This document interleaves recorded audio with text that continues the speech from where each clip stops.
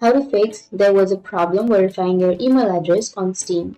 So if you want to fix the verification on Steam, then what you need to do is simply first open up a browser and then choose a Google account or a Chrome account.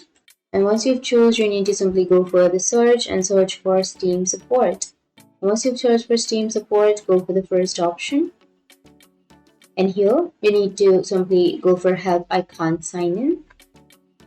And you can simply choose any one of these options. You can simply go for the first, and here you need to enter the email address, and once you enter the email address, you will get the code and you will be able to fix the problem. But if you're not being able to receive the verification code, or if you're not being able to verify your email address on Steam, then you need to check your email address if it's the valid email address or not, and if you've entered it correct or not. And if even after if you have entered the correct and if you're not being able to verify, then what you need to do is simply go for home, and then you can scroll down, and here you can choose any one of these options. So for example, you can choose any one of these, and then you can select the particular thing that you would like to fix.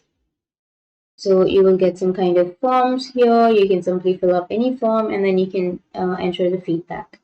So that's it. That's how you can fix. There was a problem verifying your email address on Steam.